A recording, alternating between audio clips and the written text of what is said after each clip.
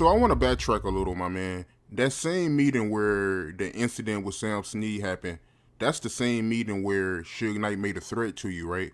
Saying that if you didn't make a hit, you was gonna get hit. In that very same meeting, Tyrone and I had did a song. I forget who Tyrone had did his song for, or presented a song, and I had did one, but I had did one with 6 Feet Deep, and Suge liked Tyrone's, and then and look, right before that meeting, we in the Studio B, and I asked him, I said, he was telling Tyrone he liked Tyrone's, and that's why I said, sure, you heard mine too? And he had a cigar, and he just doing like this.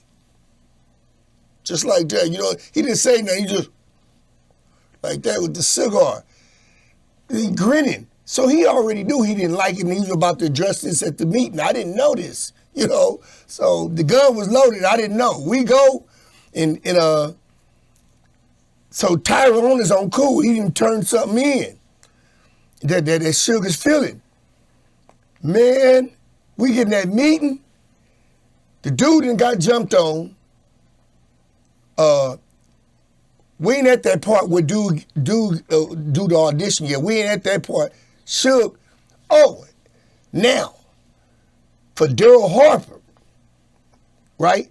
Now you gotta remember, man, it's my first Death Row meeting, and people, this is when they actually really find out, they really realize that I'm signed to the label. Cause see, first, I think people just thought I was hanging around the building trying to get in where I fit in.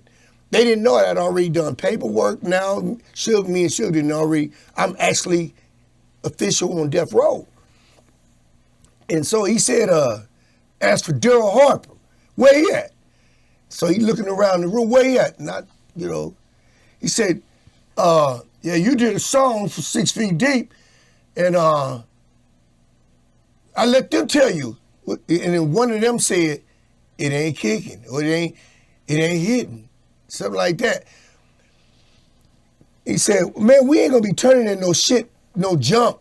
You know, we here to get hits and woo, woo, woo, woo, right? And see, what they didn't say, when I gave them that song, I said 6'9" and 6'6" should sing it. They were the two leaders. 6'9", super phenomenal singer. 6'6", just as good.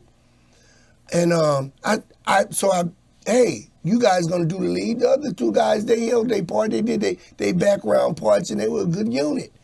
But they wanted everybody to lead some part of it, you know. So the way that I showed them it go and who should be singing, when I left, they cut it up the way they wanted to do. He gonna sing a little part of the lead. Now I'm gonna come in. Then this guy go. So the other two guys, they sound like, they didn't sound lead like. They made the song sound old, like Bloodstone or something. And they was aggressive too. I mean, well, at least two of them was. You know, two of them, they wasn't no punks. You know, 6'9" and 6'8". They seem like they came there with a spirit to let people know they fit in with Death Row. We might not be no Crips, nigga, but we with the business, you know. And Suge, it seemed like that's why Suge would like them. You know, they wasn't just singers, they were swingers. You know, they're knocking it out, you know. So they said they would, so Suge said, look, man, they ain't feeling the song, and woo, woo, woo, and I ain't feeling it. He said, man, you got 3 weeks to write a hit or you gonna get hit. So I know I've heard people say about that, write a hit or get hit. That wasn't to all the producers, that was to me. In a Death Row meeting, you got 3 weeks to write a hit, Darryl Harper, or you gonna get hit, right? So the rest of the meeting go, and I go out the meeting, and Nate Dogg walks up to me and tells me that clown was just trying to perform, man. He trying to let you see what the label was like and woo, whatever. You know, keep your head up. Basically, keep your head up, man. It ain't as bad as it look. So. And Tupac and MC Hammer was in that meeting, right? Oh, yeah. Tell me about that. I mean, they were in the meeting. We was all of the whole Death Row family. Did they make any comments after Suge Knight made that threat to you? No. I tell you, let me give you the conclusion of that, though. It's like a victory story, really, to me. Because I had 3 weeks. About a week later, I finished a song that I had already been writing. And I was writing it, once again, for 6 Feet Deep. Right? And I was writing it thinking that their voices could fit it. So I wasn't writing for 6 Feet. I said, but they look at this would be more them than Danny Boy or something like that. So one of the security asked me to bring something back to Suge's office. And I can't remember what it was. But sure, I took whatever it was back to the office. When I get in the office, it's Suge, Tupac, one of Suge's bodyguards or homeboys, and Hammer. And I give him whatever it was that the security asked me to bring back there. And I don't know if it was a tape or what. I go out the door, but I hear some snicker, a little talking, they talking, they mumbling or something. And I'm going to the door, and then one of them say, yeah, what about that song? What about that hit? And then they all kind of chimed in with it, kind of grinning. Yeah, what about that hit? What about that song? You been working on that song? I hear Suge's voice. Yeah, you been working on that song? I said, man, now I got a little complex. I said, man, that song is finished, man. He said, what?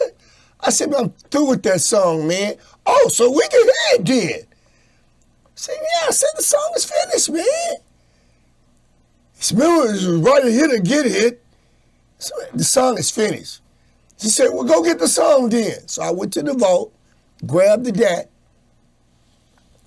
came into his office, put the DAT in, sung the song to the hook, and them niggas started wrestling each other. They was on the floor wrestling, told, that nigga wrote a hit, that fool went and wrote a hit. I mean, like, then I knew it wasn't I was gonna get hit then. I knew it was all right. Everything, shoot. I did, he wrote a hit. He wrote a hit. I actually got right now at home, I got a CD.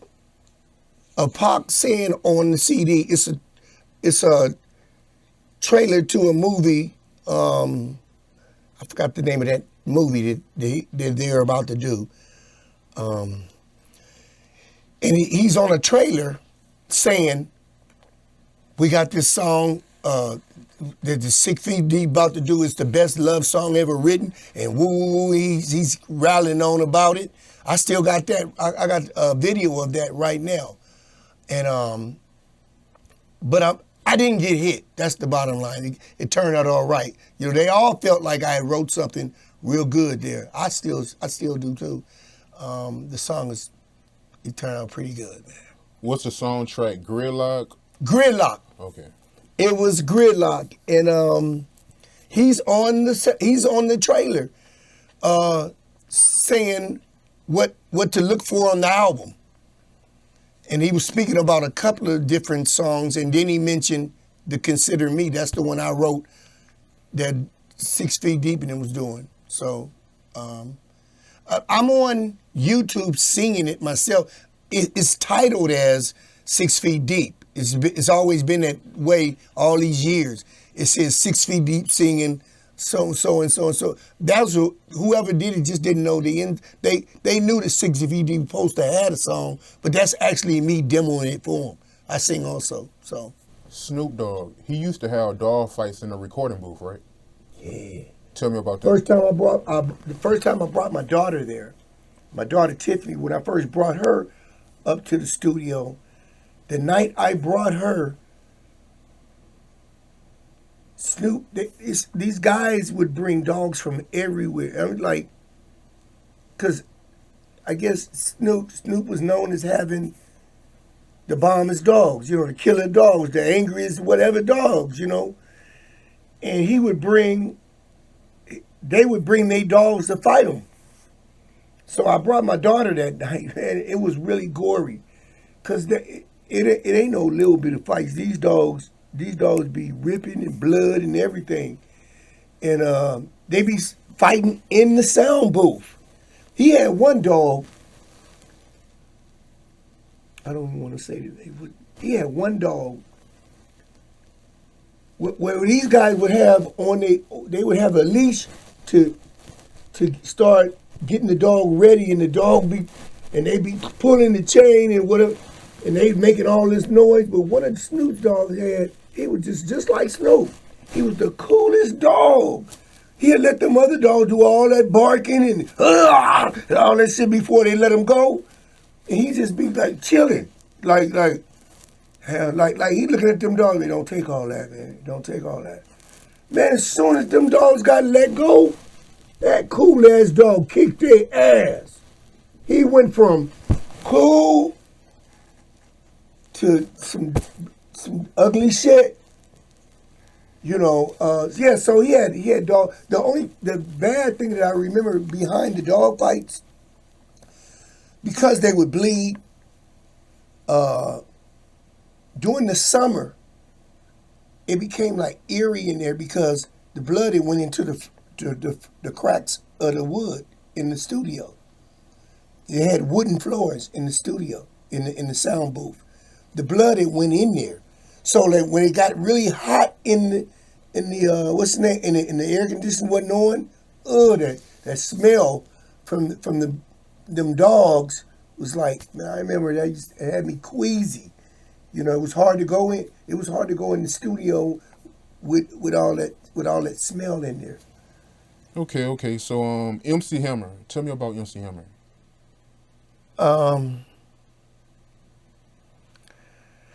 MC Hammer, the realest guy I probably met in the game, to me. He's real. He's a serious guy.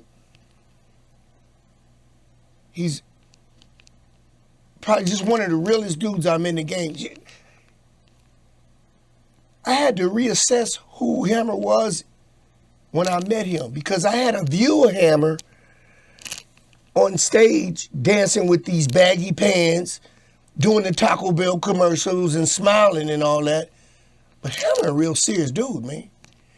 Hammer, it wasn't just the Taco Bell commercial. Yeah, you running for the border. Hammer is serious.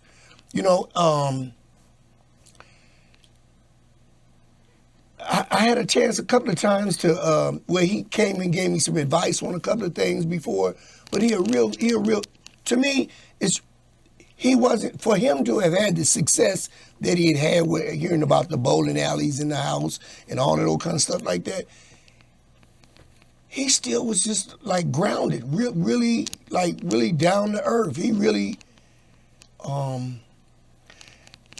he in no way he would allow you to sit up and treat him like he's some star, or he's some big whatever. He was just really like down to earth. He was one of them real ones, man. It's not a whole lot of them in the game, He was just one of them real ones, man. Even because he made that money, man, in his heart, he was just still from the hood. You feel like you met him already. You know him. So I did an interview with Kurt Cobain, and you had issues with that interview. What exactly was your issues with that interview? Okay, yeah. I had, matter of fact, I'd like to say, I called you. Well, I had my friend reach out to you on an email once I saw that interview. This is about a month ago. That's how much it bothered me. The whole interview bothered me. But there are two things that I would like to mention. First of all, I'd like to say that the life we have been blessed to experience, I know Suge Knight, I know Dr. Dre, I know Tupac Shakur. I know Snoop Dogg. I know Hammer. I knew Nate Dogg. Man, all these great people I got a chance to experience and to know and to work with them and call them friend today. That story is good enough by itself that we don't have to get 10, 20 years down the road and start adding shit to our story. We don't have to start embellishing the shit. You know, there's a guy, The Realist. He had a song that Kirk worked on, and I believe Kirk worked on this. It's easy to be a soldier when it ain't no war. Well, now that it ain't no death row, it's easy to come out and say you were really on this level and you was inside the inner circle about to be with Dre, and you had the best of the best, had the top tracks and all this. When I watched that interview, bro, I thought it was so egregious that even over through the years I saw interviews by other people and they'd be off a little bit, okay, it was all. This one was real bad. Because on one of, I don't have to say I know Snoop, Tupac, and Elvis Presley. I don't have to add Elvis to it. You know what I'm saying? It's good the way it is. And I felt like, man, at 5 minutes on one of them things you have, I think it's at 5 minutes and 20 seconds, I watched it that many times, where he said, where he started feeling the power. He started realizing that he had the power and he could put his hands on people and then he could, or have something done to somebody. Suge Knight. Did you see any incidents where Suge Knight had to put hands on anybody? The thing with Suge, let me tell you, when I was getting into my situation where I started feeling the power and I started wanting to get rah-rah with people, you know what I'm saying? I started wanting to lay hands on people and felt like I had the power to make things happen to certain people if I didn't like the situation. Suge came to me personally and told me, look, we got stunt dummies. And I was like, what the fuck is stunt dummies? He was like, stunt dummies. These are people that we got in place to do that kind of shit. And then I thought about that commercial. You remember that commercial with the stunt dummies where they use the stunt dummies to, crash cars and show you how the person, what happens to the person? Right. So I instantly connected, like, stunt dummies, okay. So he was like, man, you're a producer. So you fight somebody and break your hand. What good are you to me? Why am I paying you? You can't do shit.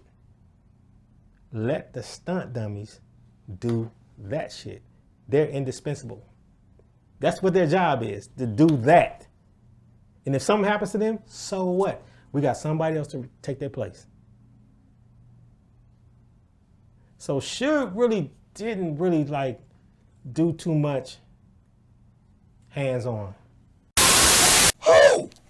Who could he put his hands on? Who the fuck was you gonna put? Man, that right there really, look, man, we was thankful that we wasn't getting our ass kicked up at death row. We didn't reach to some echelon. We didn't get to some point where now we gonna start, it wasn't no niggas you could snatch up there. It wasn't nobody walking down the hall, oh, we can grab those, the niggas in that room, they snatchable. It wasn't no snatchable. What I'm saying is, even if he came to work mad about something, that don't mean he could find somebody in the hallway that he could snatch. Who was he gonna snatch?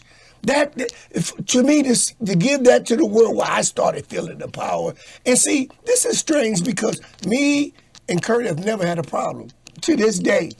So he'd probably be tripping right now watching me say this and knowing me and him we ain't never had an issue. But I gotta keep it real. He went way overboard and he talking about now he could get somebody else to do it for him too. Who could he get? One of Hammer's guys, Quick and G1, the Dog Pound, one of Suge's homeboys. Who's gonna do something to somebody for him because Kurt is upset? No, you didn't have that kind of power, man. And we don't have to stretch. We don't have to be producer and on the Uzi. What's wrong with me just being able to do music? And I'm not a fighter. I'm not a karate man. And that's, so now it's easy for him to become that. And that's what I really had a problem. We said we want to start. When I started wanting to start putting hands on. Put your hands on who?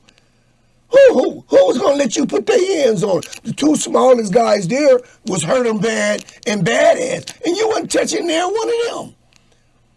It wasn't nobody just there that was just snatchable that you could just. Oh, I'm mad. I can cut it out, man. That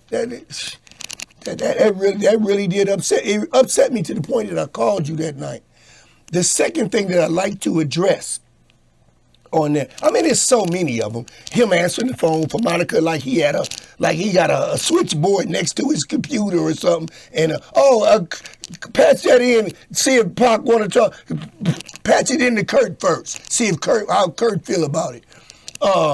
Man, we didn't answer phones. We didn't answer phones, man. So much so that he got to know Monica's voice.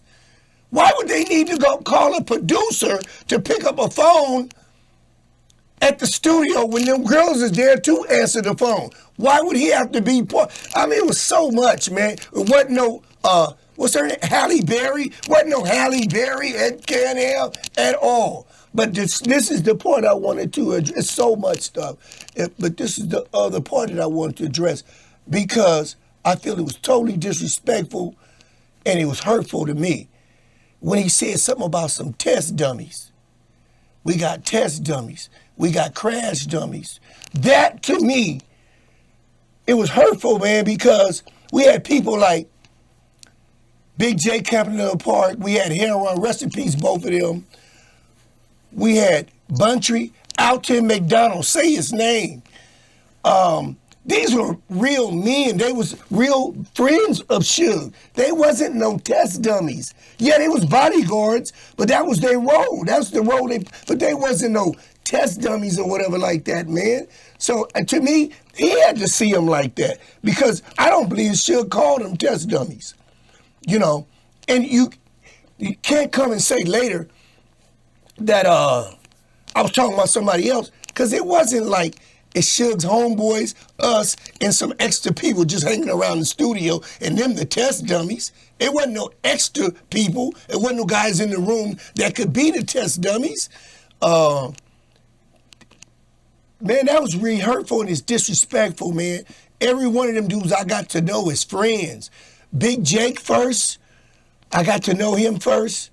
Though I was scared at first. They used to come and stand over me while I was doing my music, and I used to wonder, man, am I about to get initiated or something? They would stand right over me while I'm making a beat. I look up and but they really was just trying to see how the music with me went. But me and Tyrone used to do skits, man. We used to do skits. That's just how eerie it was around there. I come in, I be making a beat, Tyrone will walk in and turn the light on. Turn the light off. And I turn around, he say, now man, what if that was one of like three of Suge's homeboys and they just walked in here with boots on saying, so you really want to be on death row, huh? You really want a death row chain, huh? So we used to do skits like that because, they were menacing. His homeboys was menacing. Buntry just looked like he could eat nails, So, but I took offense to him calling the bodyguards test dummies, and see, here's what I don't believe, bro. I don't believe it. I don't believe it. I don't believe that Suge would stop you and say, no, we got test dummies. I think just the opposite with Suge. Because you're a producer, and I don't know what made him stop you. Was you putting on your gloves, or was you shadow boxing or something? Was you cracking your knuckles where he had to hold it? I got test dummy for that. Okay. But I don't think Suge would do it. You know why? I think Suge like just the opposite. Like, let's say you mad, you about that business. You feel like you that mad, you about to snatch somebody. I think Suge would prefer knowing that my producer is also a snatcher. You know, he'll get busy. You know, I think that's why he brought 6 Feet Deep in them in. Like I said, because they wasn't just singers, they were swingers. They get busy with you. I don't think he stopped him and said, oh, no, we got somebody for that. Suge would have liked to know, oh, you got hands too? I got one of my producers got hands. Oh, so we cool. We know we out. You know, he gonna handle business. So I don't think he would have been the kind of stop. He would have probably wanted to know, oh, you tight like that? Or you cut like that? Okay. You know, but that's bullshit, man. I think that was bad what he did, talking about test dummies. And these are real people, real lives, and they just had a bodyguard job, you know. Reggie Wright Jr., what was your relationship like with Reggie Wright Jr.? He was the head of security. I do want to say right now, keep your head up, Reg, because I heard he's been ill.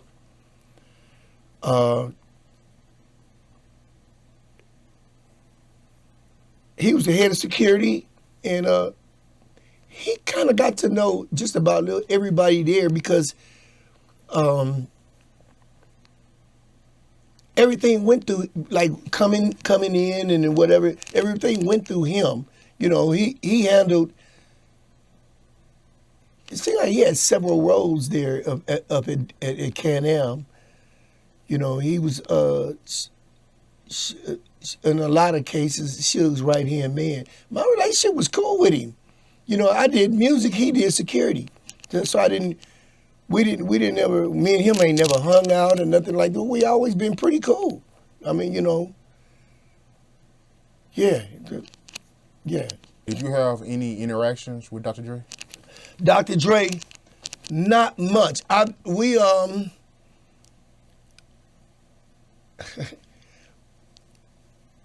My best moment, one of my favorite moments is we in Studio A one time.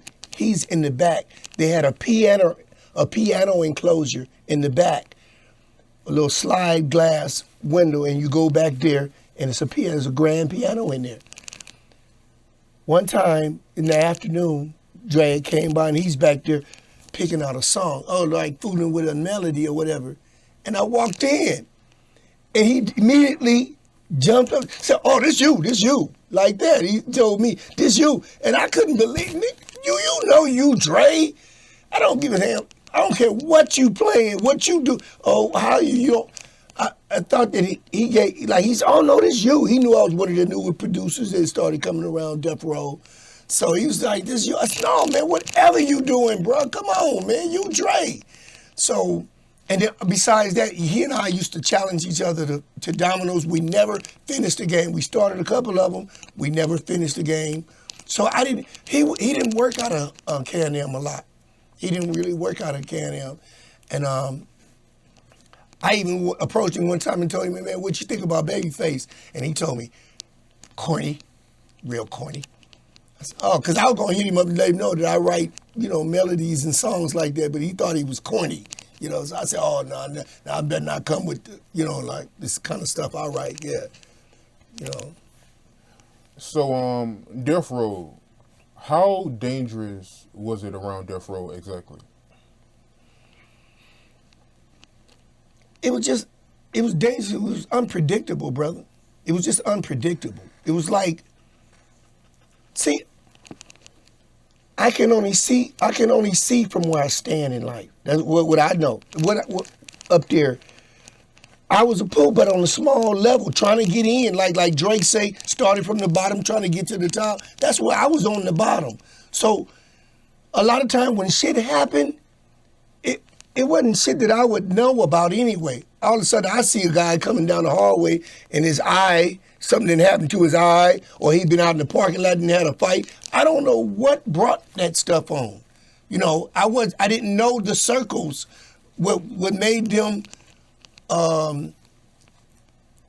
what made whatever happen. I tried to just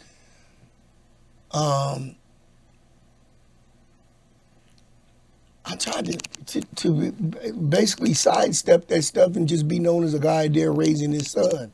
You know, I'm the guy, I'm the single parent dude raising his son. And every now and then, something didn't happen. You know, because it was weird, man. Because, like we were talking about, Snoop had the dogs. I done seen a couple of times when some of Suge's little homeboys was there with dogs. You know, dogs done chased engineers. Engineers then got slapped. So it was really unpredictable. It was really unpredictable, man. What you just didn't know what was gonna happen in what session. You know, people walking up and down the hall, a gang of tiny pit bulls, and you don't know them, and oh man, I can't come out there. Oh shit, I better go back in that bathroom, man. It's a pit bull in the hallway, you know.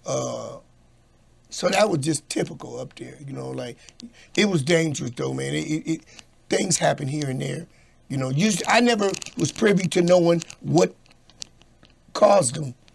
I was just there to see the result of it. Oh, this is going on. This is going on. You know, and I just always wanted to not be one of the ones that, like Suge did me in the meeting, pointing me out in a couple of meetings. I tried to not be the one who upset one of these crews, you know.